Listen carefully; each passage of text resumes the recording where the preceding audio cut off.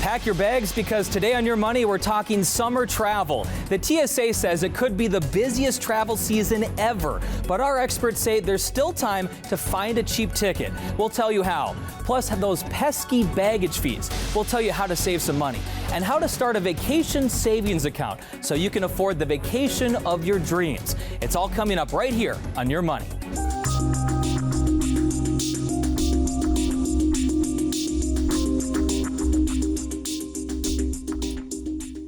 Welcome to Your Money. I'm Gordon Severson, here to help you save, spend, and invest your money wisely. And today we're talking summer travel. The TSA says this summer is shaping up to be the busiest ever. So many people are jetting off on family vacations, spending a lot of money on plane tickets and hotels. It can all add up fast. That's why today we're giving you some tips and advice to save you some money.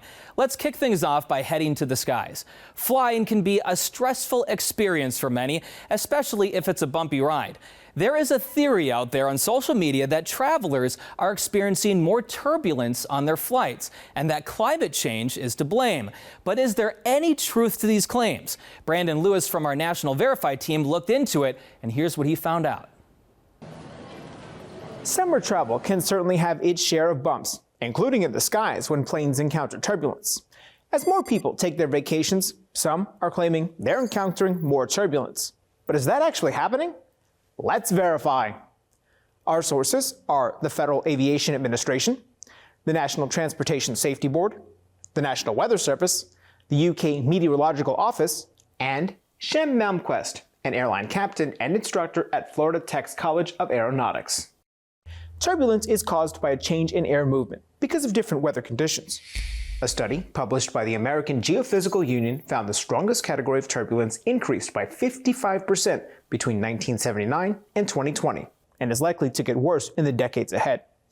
Researchers blamed climate change for making weather conditions more severe, which increases the likelihood of your flight encountering turbulence. We are seeing some more severe cases, and that really is an outcome of a warming planet. At the same time, the aviation industry is getting better at predicting turbulence and being proactive at avoiding the worst of it when possible. NTSB data shows out of the millions of people who fly in the U.S. annually, an average of 12 are injured every year by turbulence. If it's bad enough, and we avoid that, and that's fortunately even now very, very rare to encounter something like that. So, yes, turbulence is increasing, but airlines are taking steps to avoid it. Malmquist says the safest thing you can do is to ensure your seatbelt is fastened whenever you're seated. With Your Verify, I'm Brandon Lewis. Turbulence can be scary, especially if you're traveling with kids. It might be a good idea to sit them down before the flight and warn them and explain what turbulence is and how it works. The FAA is also encouraging travelers to pay attention to that safety briefing at the beginning of the flight so you know what to do if something does actually happen. If you plan on flying abroad this summer, a nice reminder that some people can now renew their passport online. The State Department is testing a pilot program that might save you a lot of time, where you don't have to print any documents, run to the post office, or use paper checks. There are some requirements to do it online, like you need to be at least 25 years old, and you can only apply for a tourist passport. Just a heads up, the time to process the renewal will still be the same as other methods, 6 to 8 weeks, but you likely are saving some time since you don't have to wait for the documents to go through the mail. One of the most frustrating parts about flying can be just getting to the airport. Do you drive yourself and pay to park your car at the airport? Do you take a ride share, ask a friend to drop you off? Or can you save some money by parking in an off-site parking lot? Allison Gormley breaks down all of your options and which ones give you the best bang for your buck.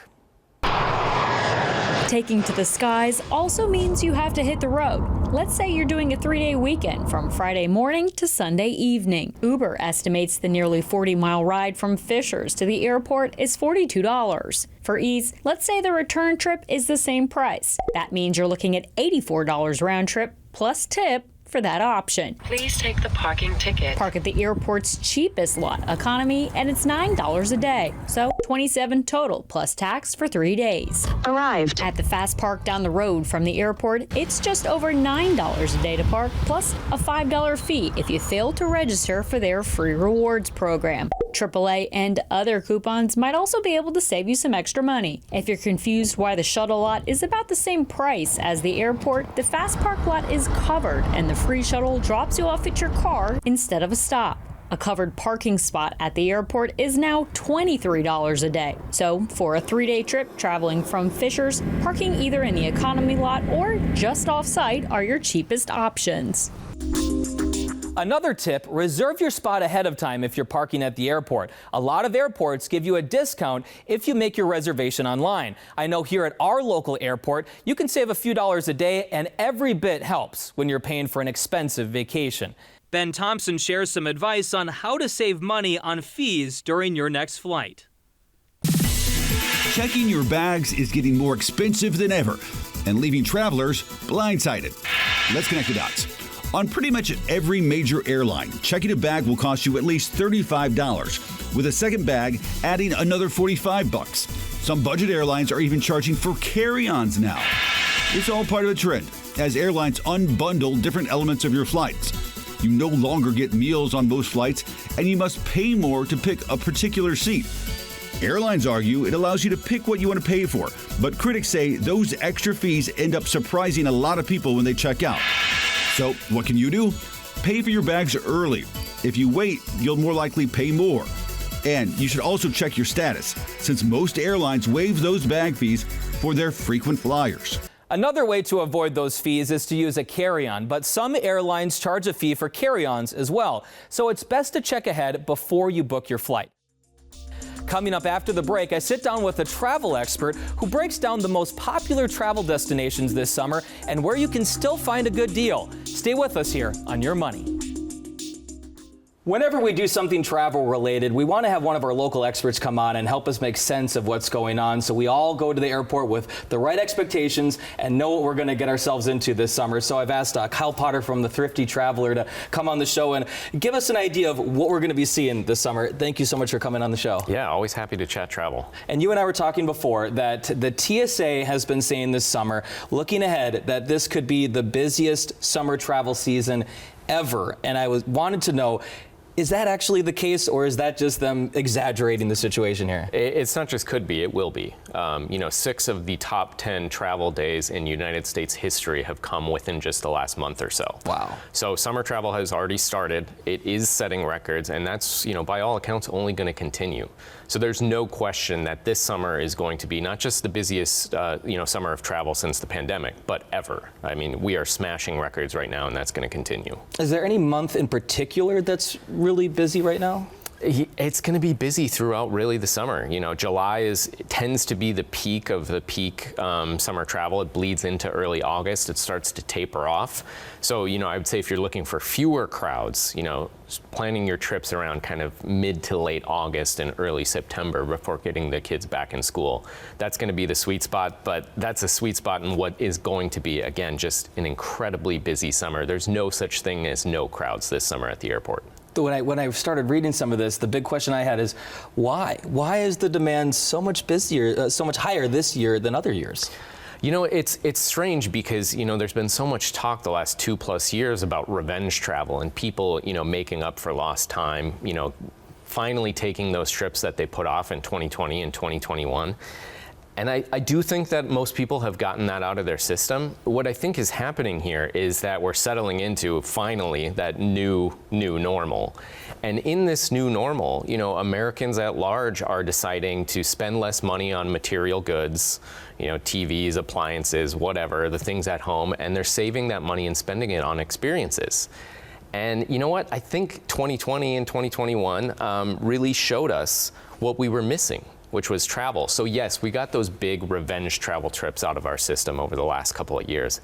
But now we realize how important travel is, how much it changes lives and how much it makes our lives better. And I think people are just spending more money on that, and more people are saving their money in order to take those trips. So I think what we're seeing here is just an American traveling public that is larger and more willing to travel and more willing to travel more frequently than what we had before the pandemic. I don't see any other explanation for why we're setting travel records above and beyond what we saw in 2019. I think what you touched on there is really interesting about the experiences, because we've seen that in other industries as well with concerts. The last year or so has been really big for live music, and like you said, part of that is kind of the bounce back from COVID, but we're a couple of years away from that, and I think people are just moving away from more of the material things, and they wanted to spending their money on memories and experiences, and that's probably what's going on here. There's nothing more memorable than travel. I mean, it really does enrich and change your life. You only need to not even leave the country. You can just go to a different part of our enormous, incredible country and have a life-changing experience and see what the value of that is. And I think that people have just changed the way that they think about their daily lives and what they care about in a big and enduring way. So we just have more people who are setting aside money to travel than we had, just 4 or 5 years ago. And is it more international, more domestic flights, or is it kind of across the board, or where are people flying to? It's both.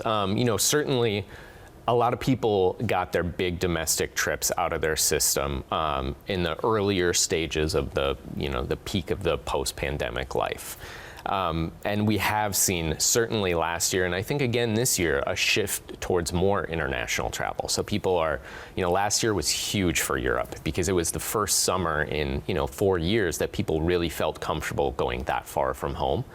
And so, this summer, again, Europe is going to be really huge. It already is. We've got tons of flights here from Minneapolis, St. Paul, more than ever before, flying over to Europe. And a lot of those planes are pretty packed right now. And they're only going to get more crowded as, the real peak of summer really hits. But Asia is wide open. People are, entertaining and thinking about places fueled by, just their own wanderlust or social media, going places that, they probably either put off or just never really considered before. So international, I think, is a big piece of this. We're seeing right now that the airlines that are the most financially successful and stable are the ones that have huge footprints abroad. So I think, again, that says something about where the American public is looking to travel right now. It's not just within the United States, it's increasingly abroad. With all this demand, I hate to even ask this question because I kind of already know the answer. Are there any deals to even be had with this late in the season? I mean, I've got great news for you. Yes. Wow, It's the weird part about this. Flight prices are a reflection primarily of one thing: supply and demand. And we've been talking this entire segment about how high travel demand is. And so you would just think prices are going to start to rise. And ironically, that has not been the case getting into summer. In fact, we've written stories on our website about how somehow, and we still can't believe it, this might be the single best summer for travel that we've ever seen, at least for people who are primarily looking for a bargain, which, come on, who isn't? Yeah. Again, for flights closer to home domestically, whether you're looking at somewhere in Florida or Arizona, California, Las Vegas, New York, flight prices are regularly under $200 round trip a ticket, which, wow, a couple of summers ago, those flights were $700, $800 because that's where all of the demand was. But again, even internationally, as international travel demand has risen to record highs, we are still seeing cheap flight deals, in particular to Europe, in August, in early September. That last summer, those tickets were $1,200, $1,500 a piece. This summer we're seeing round trip flights to Dublin under $500 round trip. Same goes for Iceland, elsewhere in mainland Europe too. It's pretty incredible, and I think the issue here is a couple of things. Yes, demand is higher, but supply is too. These airlines have been growing pretty rapidly to add back what they lost and then some during the pandemic. So there's a lot of capacity flying, not just within the United States, but abroad as well. And airline competition is huge. Airlines, some are doing very well financially, others are struggling, but even the ones that are doing great are going tit for tat with each other, cutting prices on each other's routes to try and woo customers. And if there's one thing that's an X factor to get a great deal, it's competition. So what we're seeing is that, as these airlines are competing for each other's customers, they're doing some things that, just a year ago would have been unthinkable, which is that $400 round trip flight to Dublin or Iceland. So, surprisingly, it is a good time to travel, even this summer. Now the clock is ticking. Summer is basically here, but the deals are out there, and I think we're going to continue to see them, especially in the late stages of summer. And one thing I just recently noticed, I haven't traveled in a long time. I've got young kids, so it's like impossible to really do that. But we are doing a trip later this fall, and when I was researching just different tickets and different airlines, the airlines are starting to find ways to make the money elsewhere, with the fees. And I was really surprised just to see how much that has changed from someone who's kind of been out of the game for a year or two, where, the baggage fees, things like that. And I feel like that's a good place for consumers to really do their research, because, if you look at the broad range of it, you can really save a lot of money by going and, tailoring how you pack to an airline and their policies. Yeah, I mean, this is the reality in the air travel industry right now, which is you just have to do the math, and you have to go through the entire booking process and add in your add-ons and see what your ticket is actually going to cost you. Now, the upside here is that if you can pack in just a carry-on, that's not just going to save you money, it's going to save you time. Because increasingly, some of the worst lines at any airport in the country are not just trying to get through security, it's before, when you need to drop off your checked bag. So if you can save yourself $35 each way domestically, in some cases $75 or more if you're traveling internationally, and also save the time getting through the airport and into the concourse. Oh, and by the way, you don't have to worry about your bag being lost once you land in Phoenix or Amsterdam or wherever. That's a win-win-win. Now, it's very challenging to pack in just a carry-on for the first time, especially if you're traveling with children, but I promise you it can be done. You just have to take the mindset that no matter how big your bag is, you are going to fill it. Think of all of the things in your checked bag that you took on your last trip that you never wore and probably never even looked at. And if you eliminate those, you're getting pretty close to packing in just a carry-on bag. And like I said, when that can save you $70 a round-trip ticket over a family of 4, that's almost $300 in savings right off the bat. It can be really, really huge, but just depending on what you need to go through the entire process and really add everything up. Yeah, the way we kind of approached it was, like you said, we kind of looked through, there was a higher, more expensive price ticket that covered all the baggage fees, and then we looked at the cheap one, and we were like, for the 5 of us, we probably only need 2 bags. So you save on 3, then 1 carry-on to have kind of our stuff for the kiddos on the flight, and it ended up still being cheaper with the cheaper route when you crunch the numbers. So it's really important to, like you said, look at that. Yeah, absolutely. The bundles, you can come out ahead. In some cases, you won't. In some cases, the airlines will overcharge you by, a couple, $10, even $20 just by bundling everything together when you could separately add each of those add-ons. Unfortunately, you just have to do the math by yourself. You have to go through the entire process to figure out which one truly is the best deal. You touched on some great locations. Are there any locations that stand out to you as a really good deal where you can still maybe find something? I'm assuming it's the really popular destinations that just have so much supply for flights. Exactly. The major cities within Europe, and I would say in particular this year, Dublin, Reykjavik in Iceland, and probably to a lesser extent Amsterdam and Paris.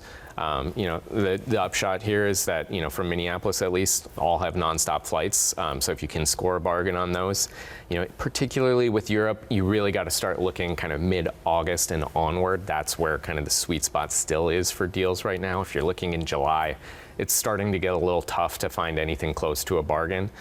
But domestically, it really is all over the map, because there truly is probably more supply of those flights than there ever has been. Not just from, the Deltas and Southwests and Uniteds, the major airlines of the world, but, ultra low-cost carriers too, the ones that charge extra for, basically everything, including a glass of water on the plane. Now, maybe you don't want to fly those airlines, but the fact that Spirit and Frontier and Sun Country are flying on these routes alongside Delta and Southwest and United, it brings the price down. So there's so much supply, there's so much capacity of these flights, particularly within the United States, and that's just forcing every carrier in the U.S. to bring prices down a little bit, including, again, basically throughout the entire summer if you pick your spots right. Last question I had for you, and this is kind of looking beyond the summer, looking into the holidays, because, usually the further out you book, the more you plan, you can save some money. Is that the case right now? Is there some advantage to be thinking about that 6-7 months ahead of time, or is that, you don't have to do that right now, you can wait? It's a tough one. There's no right or wrong answer. The only thing that is capital T true is it never hurts to start looking. And what I would say is don't just go yourself and look at the airline website or through Expedia or Kayak or whichever site you use. We use Google Flights to search for flights. That's far and away the single best search engine for finding cheap airfare. And part of that is it allows you to set alerts. So you decide, I got to get to Boston for Thanksgiving, let's say. So you put in your dates, you put in, Minneapolis or your home airport to Boston, and you set a price alert. And then as prices change, whether it goes up or goes down, Google will send you an email and says, hey, that flight that you were looking at that cost $500, it just dropped to $350. So maybe you say, hey, $350 is a good price, I'll book that. At the very least, Google will start tracking that over an ongoing basis, and then you'll be able to see a graph that shows the lowest price is $350, the highest price is $500. That starts to help you kind of zero in on what the best deal is and when the best time to book is. So knowledge is power. There's no capital T truth about when the best time to book is, particularly for the holidays. It's always possible that as we get a little bit closer, those prices are going to drop even further. But the time to start at least thinking about it is probably now. The time to book, that one's up in the air. Well, that's great advice. I think that's a great tool that a lot of our viewers could use. Kyle, thanks so much for coming on the show. Appreciate your expertise. Of course. After the break, how to start a vacation savings account and how to create a travel budget that won't break the bank. More travel advice right here on Your Money. Welcome back. Vacations are meant to be relaxing and fun, but paying for a vacation can be stressful. You can avoid a lot of that stress by planning ahead with a vacation savings account.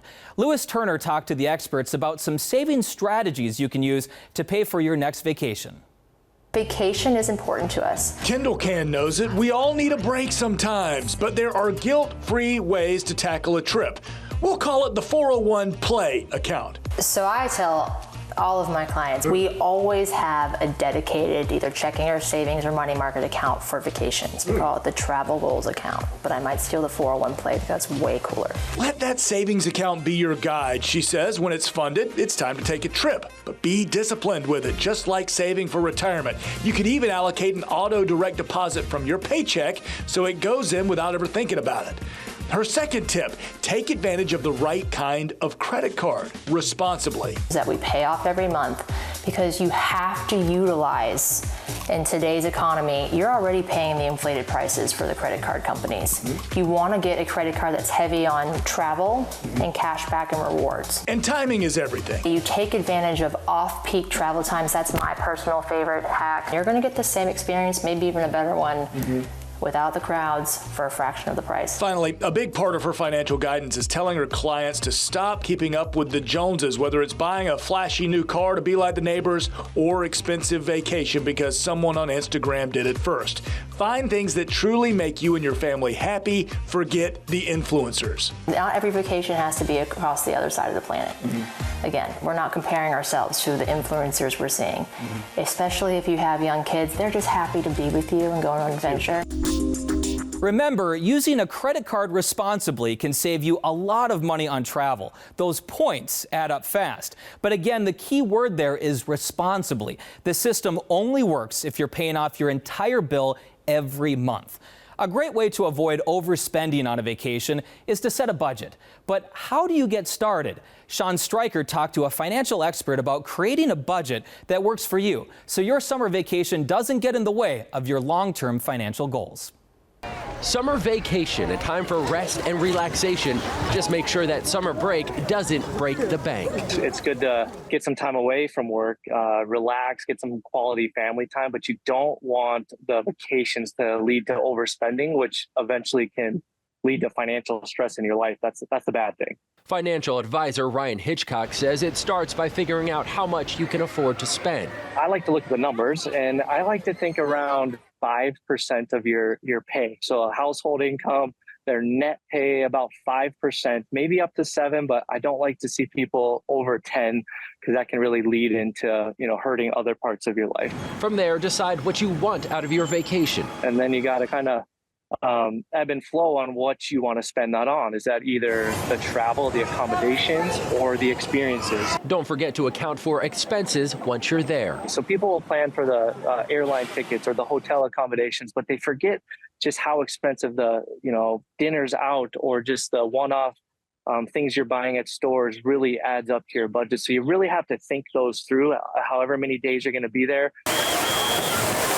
Hitchcock says staycations can be a great option for families as they eliminate two of the most expensive parts of a vacation, travel and accommodations. There's a lot of things you can do in your local community, but still get that feel of getting away, getting some relaxing time or quality time with your family, or following your passions a little bit, or kind of mingle all of those together. So whether you're flying overseas for a once-in-a-lifetime getaway or exploring some of the great things in your own backyard, plan accordingly so your week of R&R doesn't hurt your long-term financial goals. Sean Stryker, Fox 43.